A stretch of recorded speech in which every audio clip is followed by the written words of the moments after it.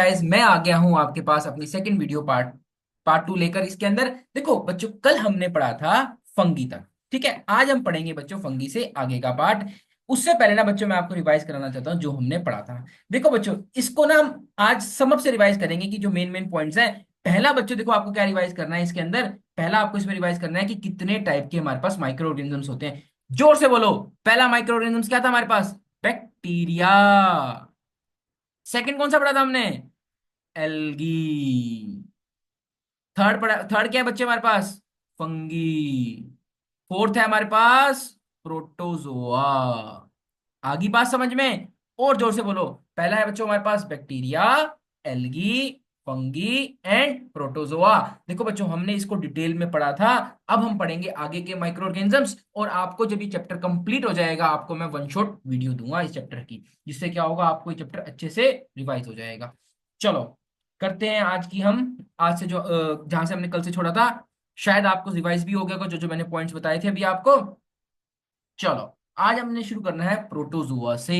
देखो बच्चों, अब तक जो भी हमने पढ़ा था, देखो फंगी और एल्गी, ये दोनों कैसे होते हैं बच्चे? ये यूनिसेलुलर भी हो सकते हैं और प्रोटो सॉरी मल्टी सेलुलर भी हो सकते हैं। लेकिन प्रोटोजुआ और बैक्टीरिया क्या होते हैं? ऑलवेज यूनिसेल्युलर होते हैं। देखो बच्चों, ये क्या है? बैक्टीरिया का थोड़ा सा एडवांस फॉर्म होता है। ठीक है, बैक्टीरिया के अंदर प्रोकैरियोटिक सेल्स थी, और जो हमारे पास प्रोटोजोआ के अंदर कौन सी सेल्स आ जाती है हमारे पास? यूकैरियोटिक सेल्स आ जाती हैं। अगर हम इसके बारे में बात करें ना, तो ये क्या है बच्चों हमारे पास? ये है हमारे पास एनिमल लाइक। एनिमल लाइक इसको क्यों बोलते हैं? बिकॉज इट कैन मूव, ये मूव कर सकता है। That's why we call that animal like organisms. ठीक है बच्चों, ये कैसा होता है बच्चे हमारे पास? हिट्रोट्रोफिक। हिट्रोट्रोफिक ऑर्गेनिजम्स कौन से होते हैं? जो दूसरों के ऊपर बच्चे डिपेंड करते हैं अपने फूड के ऊपर। अब देखो, जैसे मैंने आपको पहले बताया था फर्स्ट वीडियो के अंदर, माइक्रो का मतलब क्या था? स्मॉल। और बायो का मतलब क्या था? माइक्रो बायोलॉजी के अंदर बायो का मतलब था लाइफ। ऐसी माइक्रो ऑर्गेनिजम्स का मतलब क्या था? माइक्रो मतलब स्मॉल, ऑर्गेनिजम्स मतलब लाइफ। ऐसी बच्चे हिट्रो का मतलब क्या होता है? अदर। ट्रॉफी का मतलब क्या है? न्यूट्रिशन। जो न्यूट्रिशन किससे लेंगे? वो किसी और ऑर्गेनिज्म से लेंगे, उसको हम बोलेंगे हिट्रोट्रोपिक ऑर्गेनिजम्स। चलो बच्चों, आगे इसके बारे में पढ़ते हैं हम। आगे क्या लिखा हुआ है? यूजली फाउंड इन मोइस्ट इक्वेटिक हैबिटेट। बच्चों जल्दी कहाँ में मिलते हैं हमें? मोइस्ट या इक्वेटिक हैबिटेट्स के पर मिलते हैं। इसके एग्जांपल क्या है हमारे पास? Amoeba and paramecium. एक बच्चे इसके लिए और पॉइंट आप नोट कर सकते हैं, इसके पास कोई भी बच्चों सेल वॉल प्रेजेंट नहीं होते। ठीक है, और इसके अंदर हम क्या पॉइंट लिख सकते हैं? It can move. ठीक है, अगर बच्चों आपके एग्जाम्स के अंदर आएगा, आप बस ये चार पॉइंट्स लिख के आ जाना। These are unicellular, heterotropic mode of nutrition, usually found in most and aquatic environment, cell wall present नहीं होती, इट कैन मूव। एक पॉइंट और लिख सकते हो, इट इज एनिमल लाइक। ठीक है, ये आपके पांच पॉइंट है। और इस पांच पॉइंट में बच्चों आपको इसके अंदर पूरे के पांच नंबर मिल जाएंगे। चलो चलते हैं आगे। ये है एग्जाम्पल बच्चों हमारे पास किसका? पैरामीशियम का। ठीक है, ये भी क्या है बच्चों हमारे पास? एक प्रोटोजुआ है। चलो चलते हैं हम अपनी प्यार भरी नेक्स्ट स्लाइड की तरफ। देखो, नेक्स्ट पढ़ते हैं बच्चे हम एल्गी के बारे में। एल्गी क्या होती है? दीज आर दी यूनिसेलुलर और multi cellular eukaryotic autotrophic micro organisms. देखो सबसे बड़ी बात बच्चे, ये भी क्या है हमारे पास? यूनिसेलुलर भी है और मल्टी सेलुलर भी है। अच्छा, अब मुझे फटाफट कमेंट के अंदर आंसर देना, एक दूसरा ऑर्गेनिज्म कौन सा था जो हमारे पास मल्टी सेलुलर भी था और यूनिसेलुलर भी था? ये रहा बच्चों, देखो मैंने आपको यहाँ पर भी लिख दिया। फंगी भी यूनिसेलुलर होता है और मल्टी सेलुलर भी होता है। बाकी सारे माइक्रो ऑर्गेनिज्म जो हम पढ़ रहे हैं वो यूनिसेलुलर होते हैं। चलो ठीक है, इसके अंदर कैसी सेल्स होती है बच्चे? हमारे पास यूकैरियोटिक सेल्स होती हैं, मतलब इसके अंदर भी एडवांस्ड सेल है। ठीक है, ऑटोट्रोपिक है, किसी पर डिपेंडेंट नहीं रहना पड़ता, फोटोसिंथेसिस की हेल्प से अपना खाना खुद बनाती हैं। चलो, अब जैसे हमारे पास प्लांट के पास सेल वॉल होती है, एल्गी के पास भी अपनी सेल वॉल होती है, और किसकी बनी होती है? सेल्यूलोज की बनी होती है। आपको पता है बच्चों, प्लांट की सेल वॉल किसकी बनी होती है? प्लांट की भी सेल वॉल हमारे पास सेल्यूलोज की बनी होती है। ठीक है, एक बहुत इंपॉर्टेंट पॉइंट है। और इनको हम क्या बोलते हैं बच्चों? Plant like organism. ठीक है, प्लांट लाइक ऑर्गेनिज्म। अब देखो, ये क्लेमाडोनास है, ये कैसा है बच्चों हमारे पास? ये यूनिसेलुलर ऑर्गेनिजम्स है। ठीक है, स्पाइरो वगैरह क्या है बच्चों हमारे पास, मल्टी सेलुलर ऑर्गेनिजम्स। ठीक है। हाँ, अब ये मिलते कहाँ पर है बच्चे, जनरली हमारे पास मोइस्ट एंड वाटर के अंदर मिलते हैं हमें। ठीक है, इसके हमारे पास क्या क्या पॉइंट लिखेंगे, पहला बच्चों देखो इसके अंदर हम पॉइंट लिखेंगे एग्जाम पॉइंट ऑफ व्यू से, it is unicellular and multi cellular. चलो, एक नंबर आपका यहाँ पर पक्का हो गया। दूसरा पॉइंट हम क्या लिखेंगे, इट इज ऑटोट्रोपिक ऑर्गेनिजम्स। दूसरा नंबर भी मैंने आपका पक्का कर दिया। तीसरा पॉइंट क्या लिखेंगे, एल्गी के पास सेल वॉल होती है, मेनली किसकी बनी होती है, सेल्यूलोज की बनी होती है। और ये देखो बच्चों, अगर 5 नंबर में भी आएगा, आपका तीसरा नंबर भी मैंने पक्का कर दिया। फोर्थ कहाँ लिखेंगे, हमें फोर्थ पॉइंट हम ये लिखेंगे कि मोइस्ट एंड दी वाटर हमारे पास इन्वायरमेंट के अंदर हमें एल्गी मिलती है हमारे पास। हाँ जी। फिफ्थ के अंदर हम डायग्राम बना देंगे अच्छा सा। बताओ इसके अंदर कुछ अगर डाउट है तो बस मुझे कमेंट में लिख देना, सर एल्गी करा दो दोबारा, कल हम एल्गी करा देंगे आपको दोबारा। चलो, चलते हैं हम आगे नेक्स्ट टॉपिक की तरफ। ये देखो बच्चों, ये होती है रियल लाइफ में एल्गी ऐसी।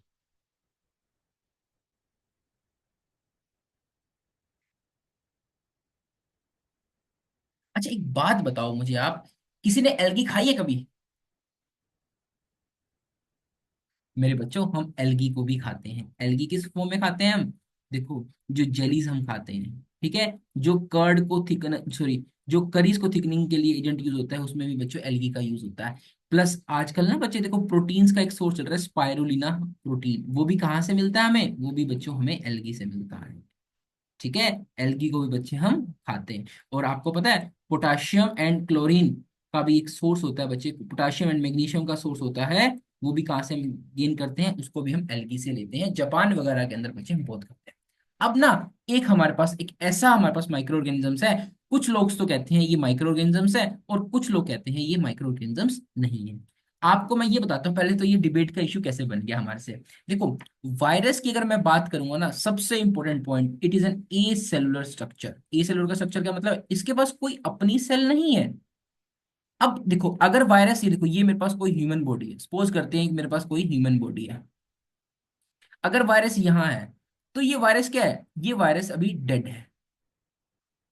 ठीक है, जैसे ही ये वायरस किसी ह्यूमन बॉडी के अंदर एंटर करता है, तब ये क्या हो जाता है बच्चों, लिविंग हो जाता है।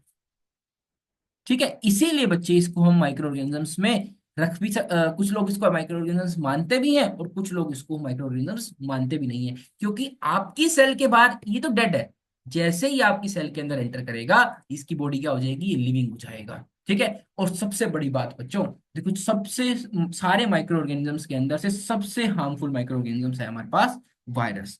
क्योंकि देखो, आपकी बॉडी में जाएगा, आपकी सेल्स को यूज करेगा, और हार्म भी किसको करेगा, आपको करेगा। और इसीलिए बच्चे, आज तक भी कोई वायरस की दवाई हम नहीं बना सके, क्योंकि अगर हम वायरस के ऊपर कोई मेडिसिन लेंगे, तो वो हमारी सेल को डैमेज करेगी।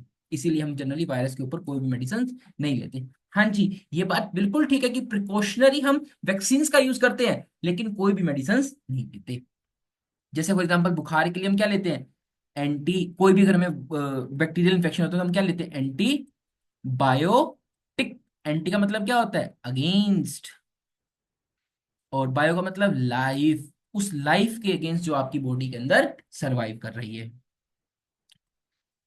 चलो, चले आगे। इसीलिए बच्चे, वायरस क्या है सबके लिए एक, हमारे पास कहते हैं ना उसको, क्या कह सकते हैं उसको हम, एक सबके लिए ना, कोई प्रिडिक्ट नहीं कर पा रहा है इसको, क्या है ये वायरस, यूनिसेलुलर है, सॉरी, हमारे पास लिविंग है, माइक्रो ऑर्गेनिजम्स में रखें या इसको ना रखें, क्योंकि इसके पास अपनी खुद की कोई सेल नहीं है। चलो, चलते हैं हम आगे। वायरस क्या है अगर हमारे पास देखा जाए तो, virus is acellular structure, because they are not build up the cell, इसके पास कोई भी सेल नहीं है। फिर आपके दिमाग में क्वेश्चन आएगा, सर अगर इसके पास कोई भी सेल नहीं है, तो इसके पास है क्या चीज, ये बच्चों दो चीज से मिलकर बना हुआ है। पहला है बच्चों मेरे पास प्रोटीन कोट, प्लस हमारे पास क्या हो गया, protein coat plus genetic material. Genetic material बच्चे इस वायरस की सारी इंफॉर्मेशन को रखता है, जो कि जाके सिस्टम के अंदर, हमारे सिस्टम के अंदर डिवाइड करती है, और अपनी प्रोटीन फैक्ट्री बनाती है, अपनी मतलब अपने खुद के वायरस बनाने डेवलप करती है। चलो, चले आगे। अब क्या लिखा हुआ है, these are the ultra microscopic organisms. हाँ जी बच्चे, इतना छोटा है, इसको हम नॉर्मल माइक्रोस्कोप से नहीं देख सकते। Which require which require a host organisms to reproduce. देखो बच्चों, इसको एक होस्ट ऑर्गेनिज्म चाहिए होता है अपनी कॉपीज बनाने के लिए, इसीलिए इसको हम क्या कहते हैं, नॉन लिविंग भी कहते हैं और लिविंग भी कहते हैं। लिविंग जरूर है अगर किसी सेल के अंदर चला जाए, जब तक किसी सेल के अंदर नहीं है तो ये क्या होगा बच्चों, नॉन लिविंग होगा। इसके एग्जांपल आ जाते हैं इन्फ्लुएंजा वायरस। ठीक है, अब मुझे आप बताओ, कोविड को उसमें रख सकते हैं, रख सकते हैं बेटा, बिल्कुल रख सकते हैं। कोविड भी क्या है हमारे पास, एक वायरस है, polio virus, AIDS etcetera. Structure of an virus consist of nucleic acid. Nucleic acid का मतलब क्या हो गया, वही genetic material, protein code. Nucleic acid can either be DNA and RNA हो सकते हैं, वो कुछ भी हो सकता है। अब समझ में आया बच्चों, इसीलिए इसके लिए कोई भी मेडिसिन हम यूज नहीं करते, सिर्फ इसके लिए हम क्या यूज करते हैं, वैक्सीन का यूज करते हैं। वैक्सीन बच्चे इसको इन्फेक्शन से पहले ही बचा देती है, कि अगर इन्फेक्शन होगा तो हमारी बॉडी को प्रिपेयर कर देती है वैक्सीन फॉर फर्दर इन्फेक्शन के लिए। चलो चलते हैं हम अपनी नेक्स्ट स्लाइड की तरफ। नेक्स्ट स्लाइड हमें क्या कहती है, अब ये देखो वायरस कैसे बचे, यहां पर है वो नॉन लिविंग है, लेकिन जैसे इसकी बॉडी में जाएगा वो क्या हो जाएगा, लिविंग हो जाएगा। देखो आप, चलो, इसीलिए बच्चों कोविड के अंदर क्या बोला गया था, हमें मास्क पहनना पड़ता है। अब जैसे ही चैप्टर का नाम क्या था हमारे पास, microorganisms as a friend and the foe. अब हम बढ़ते हैं कि इसको हम फ्रेंड के लिए कैसे देख सकते हैं, इसको क्यों कहते हैं हम फ्रेंड। देखो पहली बात तो किस लिए यूज होता है, प्रिपरेशन ऑफ कर्ड के लिए यूज होता है, ब्रेड के लिए यूज होता है, केक के लिए यूज होता है, इडलीज के लिए यूज होता है, डोसा एंड चीज बनाने के लिए, सबके लिए क्या यूज होता है हमारे पास, माइक्रो ऑर्गेनिजम्स का ही यूज करते हैं। आपको पता है जो लोग लैक्टोज इंटॉलरेंस होते हैं उनको कभी भी बच्चे मिल्क डाइजेस्ट नहीं होता, उनके लिए हम क्या यूज करते हैं, उनके लिए बच्चों हम कर्ड का यूज करते हैं, क्योंकि कर्ड सारे के सारे न्यूट्रिशन उनको मिल जाते हैं जो मिल्क से मिले थे, और उनको लैक्टोज इंटॉलरेंस की प्रॉब्लम भी कम होती है। चलो करते हैं, formation of an curd dahi. Making of an curd is a process in which the lactose sugar milk sugar is converted into lactic acid by the help of an bacteria, mainly lactobacillus. This curd is further used for the preparation of idlis and dosa and भटूरेज। आया ना मुंह में पानी भटूरे सुन के। चलो, मेरे तो नहीं आया, आज ही मैंने खाए हैं, बढ़िया। चलो चलते हैं हम आगे। देखो बच्चों, लैक्टोबैसिलस, अब मुझे आप बताओगे कि इस लैक्टोबैसिलस की शेप क्या होती है। देखो जो मैंने आपको पहली वीडियो में डिस्कस किया था, बैसिलस, बैसिलस का मतलब क्या होता है, कैप्सूल शेप्ड। लैक्टो मतलब जो मिल्क प्रोटीन को डाइजेस्ट कर रहा है, सॉरी मिल्क शुगर को डाइजेस्ट कर रहा है। चलिए आगे।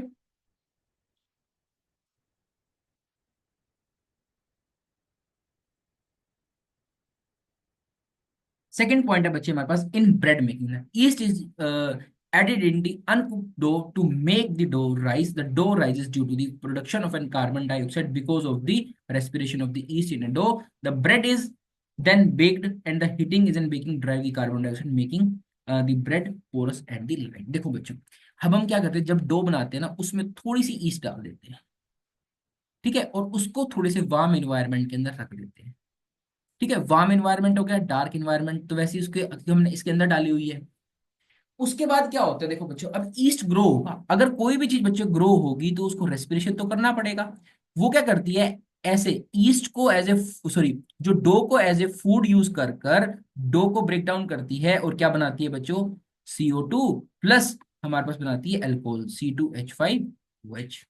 और जैसे ही बच्चे हम इसको हीट करते हैं तो कार्बन डाइऑक्साइड निकल जाती है, और जब कार्बन डाइऑक्साइड निकलेगी तो उसमें से क्या बनेगी बच्चों, हमारे पास बहुत सारे होल्स बनने शुरू हो जाते हैं हमारे पास। ठीक है, और यही रीजन है हमारे पास जो ब्रेड और डो के अंदर हमें होल्स देखने को मिलते हैं। चलो डिस्कस करते हैं हम अपना next point. Add flavour, some fungi Aspergillus and Penicillium are added to the cheese to give a special flavour. देखो बच्चों, अब ये फंगी का भी क्या यूज हो गया हमारे पास, कुछ फ्लेवर एनहांसर्स की तरह भी हम इन फंगीज वगैरह को यूज करते हैं, जिससे क्या होता है बच्चे, उसका जो फ्लेवर है हमारे पास डो का या चीज का, वो क्या हो जाता है, एनहांस हो जाता है। चलो चलते हैं हम नेक्स्ट वीडियो की तरफ। इसमें तो आई थिंक किसी को कोई डाउट नहीं हुआ होगा। अच्छा, मैंने आपको कल एक टर्म बताई थी, उसका मतलब क्या था आप मुझे बताओ, conversion of sugar into alcohol and या एसिड, क्या कहते हैं इसको, बाय द माइक्रोऑर्गेनिज्म, इसको बोलते हैं बच्चों हम फर्मेंटेशन। और फर्मेंटेशन की किसने डिस्कवरी कर दी थी, करी थी, हमारे पास लुईस पास्चर ने बच्चे इसके बारे में हमें बताया था कि फर्मेंटेशन क्या होती है हमारे पास। अब आपको समझ में आ गया। चलो मुझे एक चीज का और आंसर दो, ये ईस्ट क्या होती है? ये ईस्ट होती है बच्चों हमारे पास फंगस। ठीक है, ये कैसी है हमारे पास फंगस है? यूनिसेलुलर फंगस है। अच्छा अब एक चीज का और मुझे आंसर दो, मल्टी सेलुलर फंगस का क्या एग्जांपल होता है हमारे पास? मशरूम। चलो चले आगे।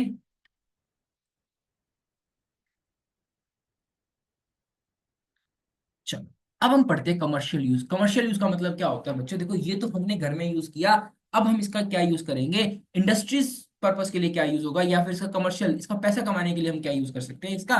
तो पहला यूज है, इंडस्ट्री क्या करती है? देखो बच्चों मैंने अभी आपको बताया था, फर्मेंटेशन के अंदर ना एक C2H5OH और बनता है। ये किसका फॉर्मूला होता है? ये अल्कोहल का फॉर्मूला होता है। देखो बच्चों हम घर पर भी अल्कोहल बना सकते हैं, लेकिन बच्चों ये काम करना मत, क्योंकि ये इस अल्कोहल के अंदर मिथेनॉल भी हो सकती है, जो कि आपके लिए हार्मफुल हो सकती है। ठीक है, कंपनीज वगैरह इंडस्ट्रीज वगैरह के अंदर बच्चों इसकी प्यूरिफिकेशन करके ये कंजप्शन के लिए रिलीज करी जाती है मार्केट के अंदर।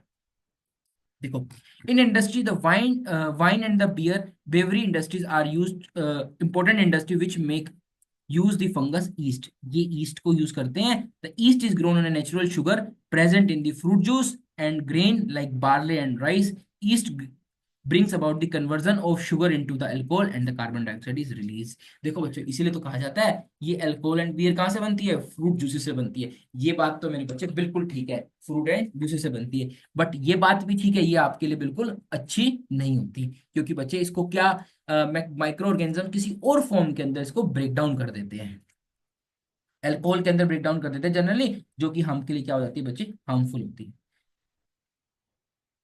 चलो अब हम पढ़ते हैं एग्रीकल्चर क्या यूज है इन माइक्रो ऑर्गेनिजम्स का। देखो all plants and animals need nitrogen, the gas that makes up 78% of the air.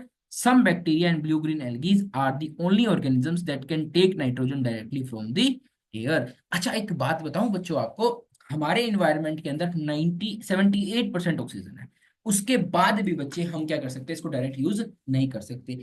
Plant जो है, देखो हमारे इन्वायरमेंट के अंदर जो नाइट्रोजन है ना बच्चों, वो है N2 फॉर्म के अंदर। अब प्लांट कहेगा भैया मुझे नहीं पता ये N2 क्या है, वो कहेगा मुझे तो बना कर दो NO3 नेगेटिव फॉर्म के अंदर। तो ये काम कौन कौन करता है? ये काम करता है बच्चों हमारा बैक्टीरिया। ठीक है, ये काम कौन करेगा हमारे पास? बैक्टीरिया करेगा। दैट्स वाई इसको हम क्या बोलते हैं? इस प्रोसेस को हम बोलते हैं नाइट्रोजन फिक्सेशन। ठीक है, इस प्रोसेस को हम बोलेंगे नाइट्रोजन फिक्सेशन। अब ये क्या करा? नाइट्रोजन इसको बैक्टीरिया ने बना के दिया। अब प्लांट क्या देगा? प्लांट कहेगा भैया अब आपको आप मुझे नाइट्रोजन दे रहे हो ना, तो मैं आपको रहने की जगह दे देता हूँ, और इस रिलेशन को क्या बोलते हैं हम? Symbiotic relationship. चलो चलते हैं हम अगले पॉइंट की तरफ। और बच्चों मैं आपको कल पूरी की पूरी नाइट्रोजन साइकिल बड़े अच्छे तरीके से एक्सप्लेन करके सिखाऊंगा, और बड़ा ही कहानी की फॉर्म के अंदर आपको ये सारी चीज बताऊंगा। चलो these microorganisms convert atmospheric nitrogen into the compounds of a nitrogen, जो मैंने बताया था NO3 negative, so called biological nitrogen fixer. इसलिए इसको क्या बोलते हैं? जो फिक्सेशन करते हैं, nitrogen fixer. thus they are very useful to agriculture as enrich the soil with the nitrogen। अब देखो बच्चों इसका एक फायदा और होता है हमें, हमारे अगर हम सोइल के अंदर NO3 की कमी हो गई तो प्लांट अपना प्रोटीन नहीं बना पाएंगे, क्योंकि NO3 नाइट्रोजन बहुत इंपॉर्टेंट होता है प्लांट के लिए प्रोटीन बनाने के लिए, और उसी का प्रोटीन जो है बच्चे हमें मिलता है। ठीक है, और अब ये बैक्टीरिया क्या करेंगे? प्लांट के अंदर नाइट्रोजन का अमाउंट को बढ़ा देंगे। चलो चले हम अपनी नेक्स्ट स्लाइड की तरफ।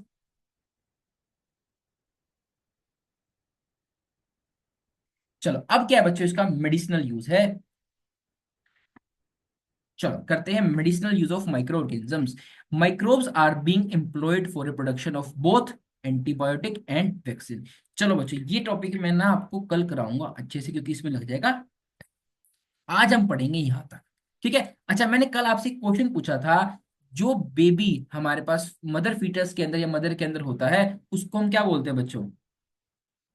उसको बोलते हैं बच्चे हम ectoparasite, endoparasite, endoparasite. Endoparasite का मतलब क्या होता है बच्चे? वो फीमेल बॉडी के अंदर रहता है। देखो इसको मैं कराऊंगा बच्चे एक्सप्लेन कल या परसों, क्योंकि बच्चों इसमें लग जाएगा टाइम, क्योंकि आपको फिर वैक्सीन भी समझाना पड़ेगा, वैक्सीन क्या होता है और कैसे वैक्सीन काम करता है, प्लस आपको एंटीबायोटिक्स के बारे में मुझे इसमें बताना पड़ेगा।